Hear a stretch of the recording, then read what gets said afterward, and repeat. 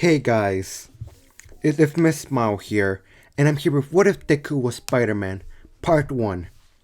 Now before we start, there's two things I need to tell you.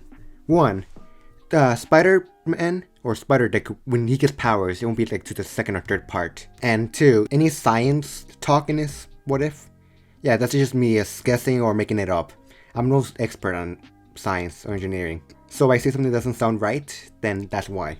But with that said, let's start already. Izuku Midoriya has always been a bright kid.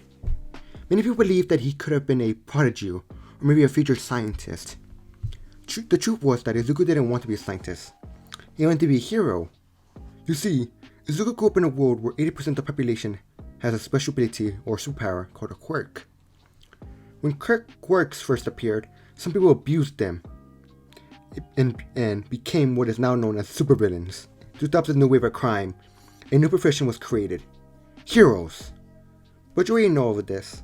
Instead, let me tell you the story of Izuku Midoriya and how through many hardships, he became one of the greatest heroes ever. Your friendly neighborhood Spider-Man. At 5-year-old Izuku Midoriya can be seen walking with his mom, Inko Midoriya, into the doctor's office. Today is the day Izuku finds out what his quirk is. Sorry kid, ain't gonna happen, the quirk doctor tells Izuku. Inko and Izuku are just shocked. The doctor continues explaining. You see, when identifying quirk, usually people with a quirk have one joint in their pinky toes. But as you can tell from Izuku's x-rays, he has two joints, which means he won't get one. Izuku can only listen. Doctor of his jaw drop, so low he doesn't even notice when he drops his All Might figurine. Inko uses her quirk which levitates a small object towards her and grabs Izuku's All Might toy. Oh my, are you sure, Doctor? Isn't there any test we can take? Inko asked. The doctor just shakes his head and said no. Inko sighs. I understand, thank you. She then grabs Izuku's arm and takes him home. Izuku is sitting at his computer in a dark room. He is watching his favorite video, the All Might debut. She's watching. Inko walks in. She then notices something. Izuku's crying. Izuku then turns to his mom and asks her a question. Can I become a hero like him? Like him, Mom? Even without a quirk? And then goes about to answer her question. She breaks down. That's when a hand appears on her shoulder. I don't know what to say. You know what it's like. Maybe you know what to say. The figure then looks at Inko and nods. As Inko is sitting at the desk, a hand appears on his shoulder. And Izuku turns his head only to see one person. Uncle Ben? Uncle Ben just smiles at Izuku. Yeah, it's me, kid. Mind if we talk for a bit? Izuku doesn't really say anything. He just nods as Uncle Ben turns the computer off. Look, kid. I wish I could tell you it's gonna get easier. But I grew up being quirkless too. When I was told I was quirkless, I thought maybe I could become a hero. But nobody believed me. They mocked me. I wish I could tell you it would be different for you. But that's not how the world works. Uncle Ben then noticed that his talk is making Izuku even sadder. You didn't let me finish, kid.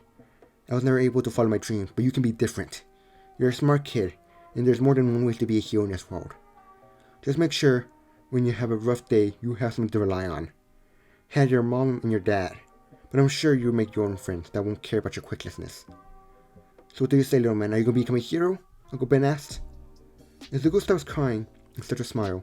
I'll become a hero. But I won't be a normal hero. I'll be the greatest hero ever. I'll save everybody with my power. I'll be the most powerful hero ever. Izuku tells Uncle Ben. Ben just stands up. And then Uncle Ben just smiles. Alright, kid. But when you do become a hero, you have to remember something. Izuku looks up at Uncle Ben curiously, wondering what he's going to say. Uncle Ben then says a famous set of words that Izuku will follow to the end of his days. Remember, with great power comes great responsibility. Izuku is currently standing in front of a beaten boy. The reason is because he's defending him from his ex-best friend. It was his best friend, but now his ex-best friend, Bakugo Katsuki. The reason why is that after Bakugo got his quirk, Explosion, which allowed him to make an explosion from the palm of his hands, he became very cocky. He saw everybody inferior to him. So when he found out Izuku was quirkless, he saw Izuku as a waste of space, and a person that should have never been born.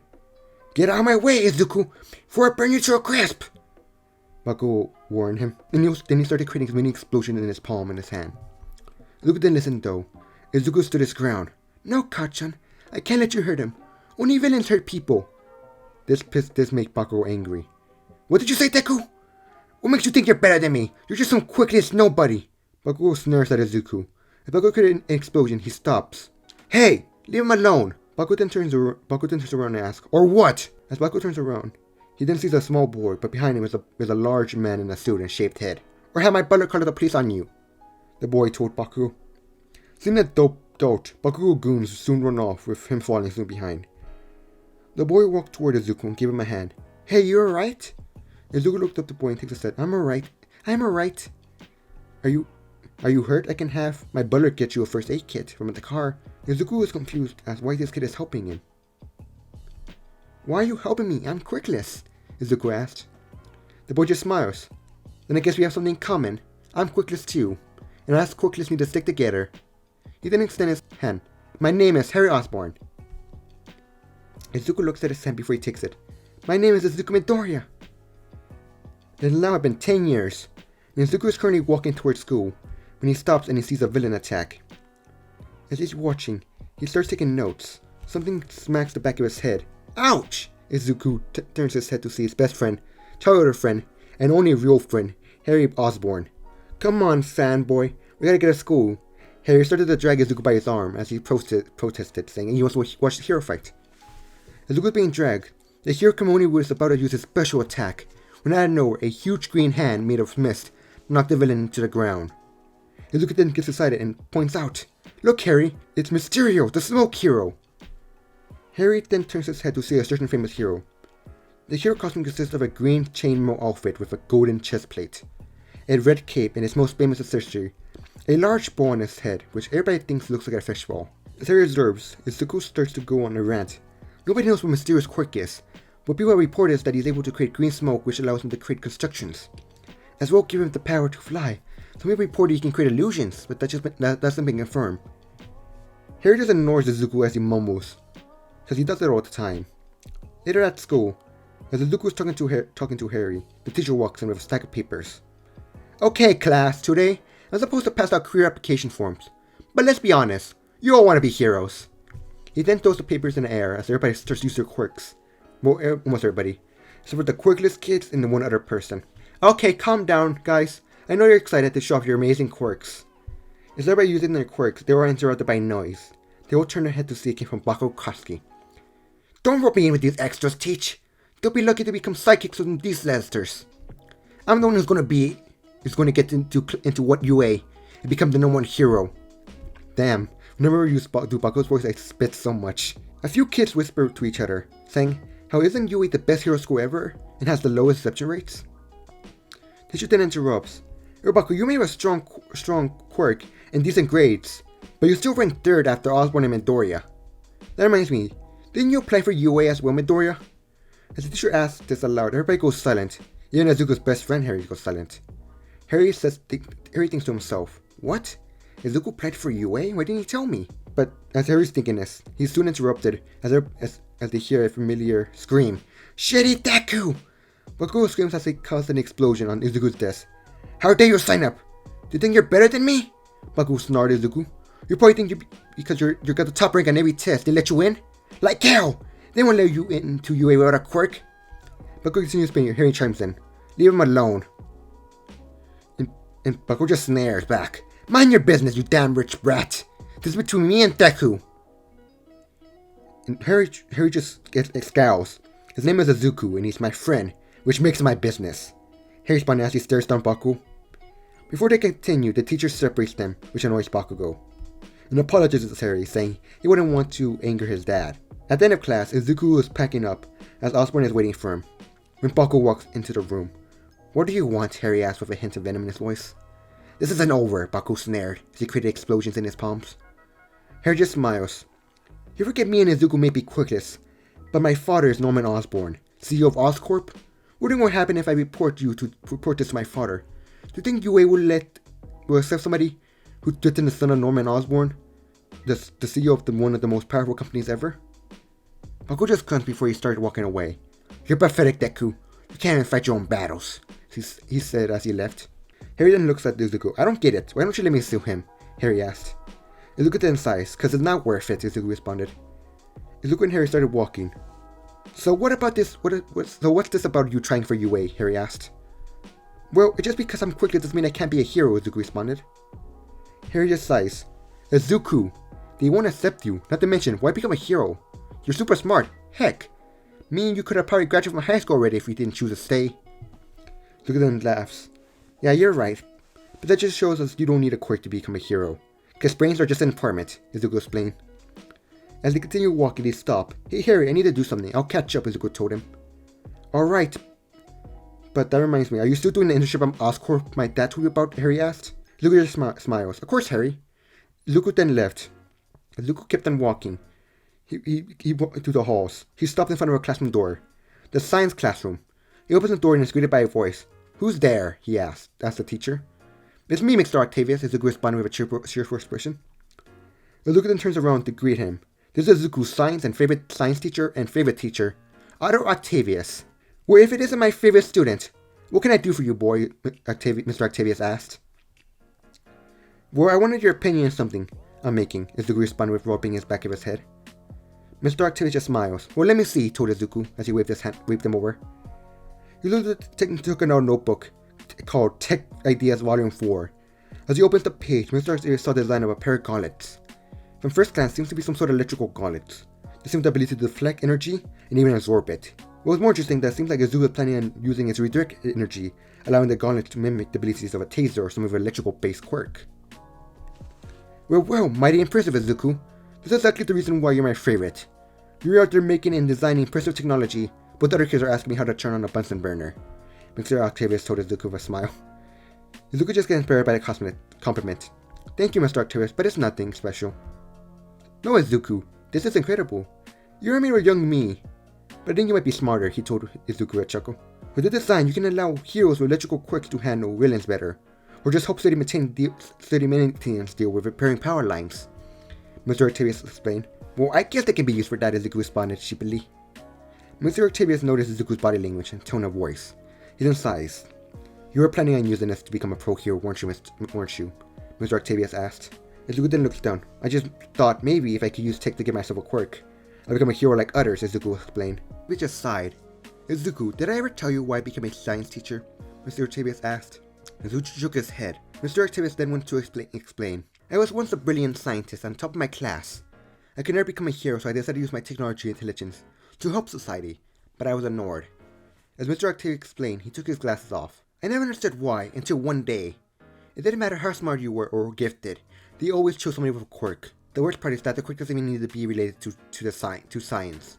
I was once passed over for a grant, because another scientist had a quirk unlike me. His quirk wasn't even special. It only allowed him to bend his finger farther than a normal person can. But they didn't care, because he had a quirk and I didn't. Mr. Octavius explained, he noticed Izuku's usually cheerful expression had changed to one of sympathy. Izuku, it doesn't matter how special or unique you are. People choose people depending on with quirks, Mr. Octavius added. Izuku then looked down.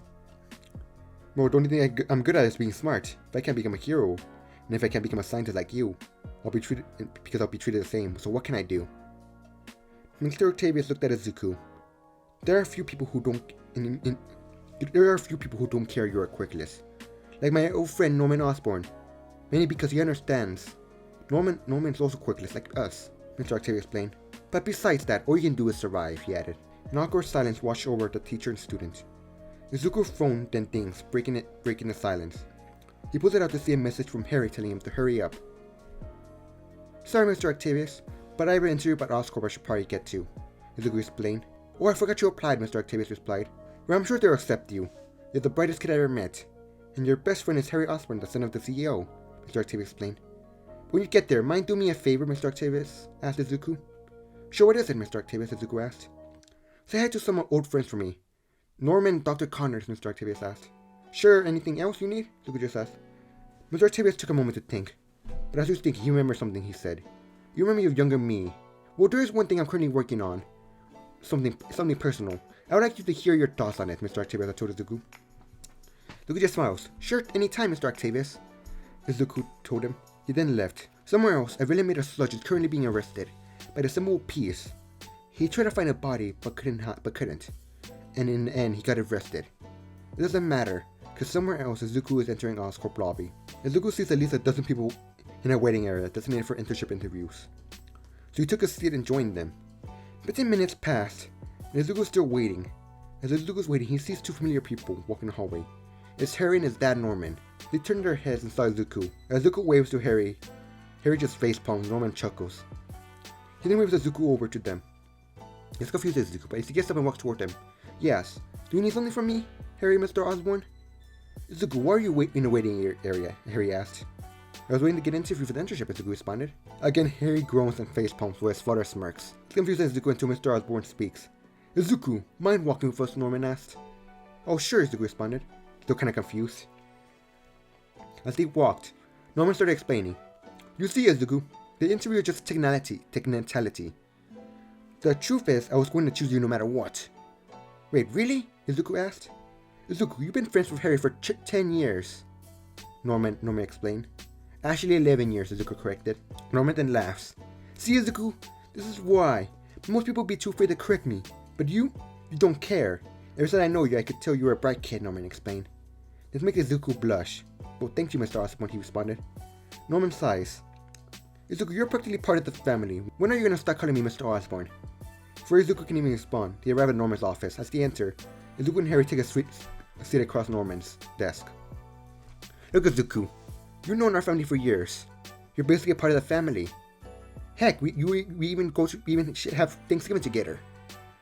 And you're a brilliant person, one of the smartest I've ever met. I never understood why you, Harry, wasted your time with middle school. You could have easily graduated with masters in multiple subjects already, Norman explained. Well, I don't think I'm ready yet, Izuku responded. Norman sighs. Izuku, it kills me to hear that. If I could, I would give you a full scholarship and hire you immediately. Hear that you're an intern. You can be so much. Heck, I can't even legally pay you until you're 16, Osborn explained. Izuku. I know, sir, but I don't think I could leave my mom that easily. It was really hard for her ever since Dad was gone, and it was even worse when she found out I was quirkless. I mean, if we didn't have Uncle Ben, I don't know how we would have turned out. But you know how the world is, Izuku responded, as one shook his head. Sadly, I do know. I understand, Izuku. Don't forget, both me and Harry were quirkless. But I never let that stop me. I kept pushing and pushing. I found another quirkless people, like Dr. Connor, that potential that nobody cared about. Just because they were born quirkless. I know I can't change your mind, but the offer still stands, Osborn explained. He then grabbed something from his desk. A key card. He then handed it to Izuku. Izuku examines it, his eyes widen. Wait, sir, this is no access pass. You really give this to an intern? I'm the CEO, Izuku. I can almost do anything. Well, almost anything. Besides, you're a bright and good kid. I can trust you, Norman responded. Well, thank you, Izuku responded, unsure what to say. Before anybody could even speak, a man burst in the room frantically. He was an older man with glasses and blonde hair. He wore a standard lab coat. He seemed pretty bland by quirk standards, but the most noticeable thing about the man was he was missing his right arm. Norman stood up. Dr. Connors. It's so nice for you to drop in. Have somebody here that you might be interested in talking with. Izuku, meet Doctor. Before Norman can even finish, Connor interrupts him. Another time, we have a problem, Dr. Connors said. Norman's face stiffens. What's the problem, Connor? He then leans in and whispers. It has to do with the special projects?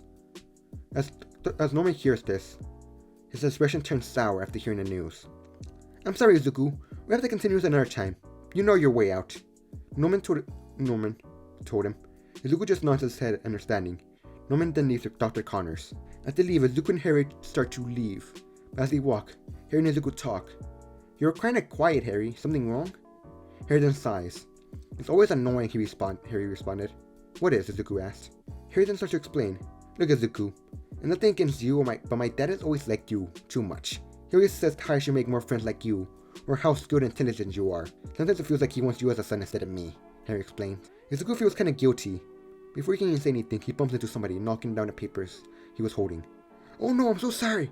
Here, let me help, Izuku said as he bent down and helped him gather his papers. As Harry and Izuku helped the man and gave back his papers, they get a proper look at him. He's an African-American man, which isn't that surprising since Oscorp hires many people around the world. But what is most noticeable about the man is his round glasses, as well as his odd teeth. He also has an odd comb over. I'm so sorry, Izuku apologized. Izuku then looks at the man's ID badge and it says, Maxwell Dillon, electrical engineer. Before he can apologize, the man leaves frantically. What was that about? Harry asked. I'm not sure, Izuku responded. Izuku's phone then dings.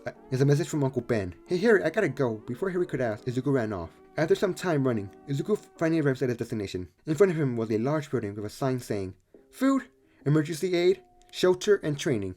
What is more commonly known called Feast. Izuku enters, you instantly greeted by everybody. Hey look, it's Izuku's here, an old man spoke. How's school been, kid? An early lady asked. Good enough, Izuku responded. You're still been trying to become a hero, man in a wheelchair asked. Izuku just smiles. Haven't given up yet. Before he can speak to somebody else calls him. Hey Izuku, give me a hand. Izuku goes to help the person.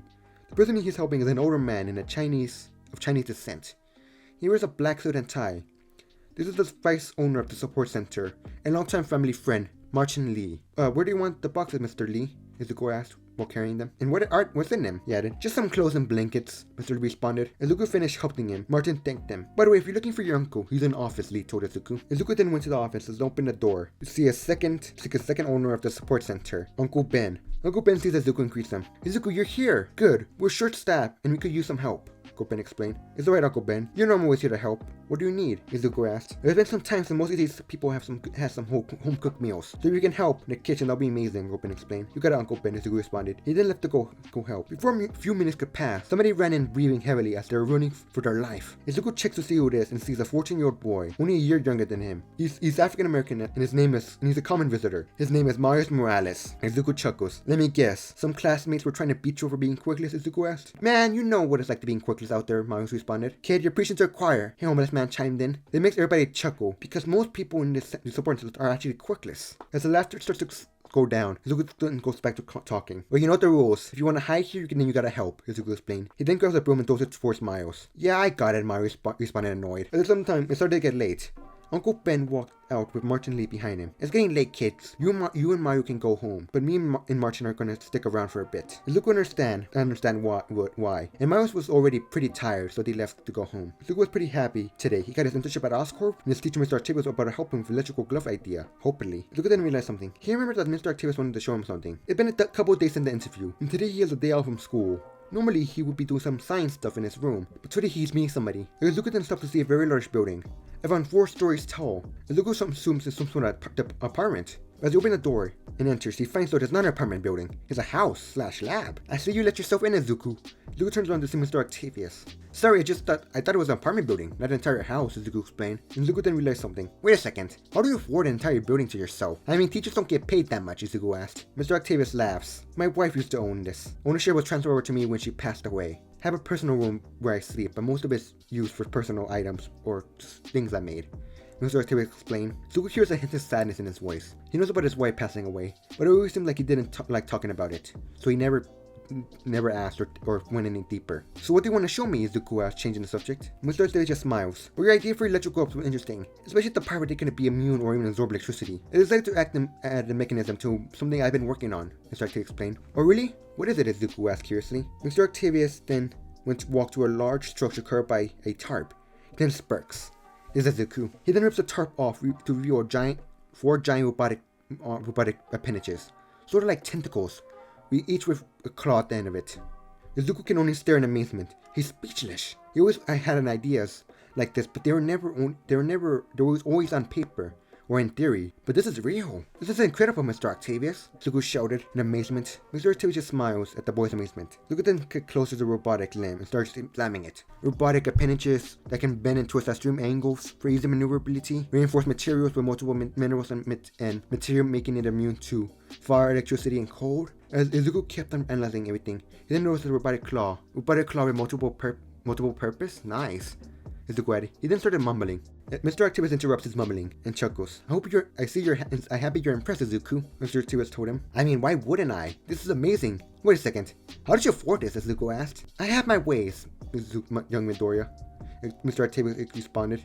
He then grabbed a thick metal bar. As Izuku kept on analyzing it, he didn't notice what Mr. Octavius was doing. How are you? Have you figured out the inner workings? Is this just the outer shell? Maybe you can have a sonar feature, or can do other ideas that can detect multiple things around it.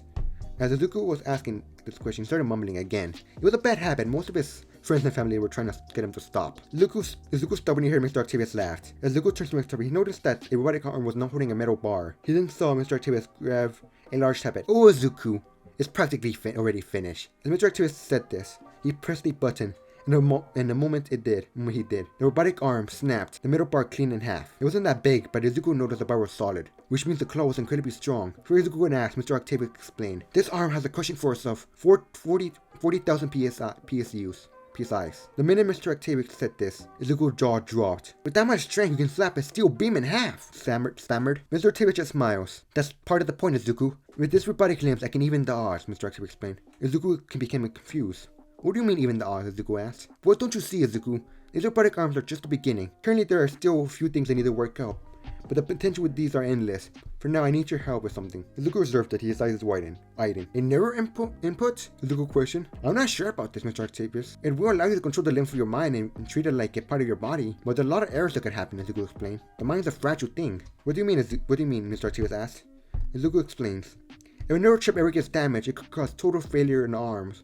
It may cause mental damage or psychological. That's why I need your help, Mr. Octavius explained. Izuku is unsure about this, but this is a one-time opportunity, and he only has one thing to say. Of course I'll help, Izuku responded. And with that, Izuku started helping putting the robotic arms. But that's the end for today's episode. But next episode, we'll be meeting a few other people. But for now, hope you guys liked the video. Like and subscribe, share, etc. And with great power comes great responsibility. Peace out.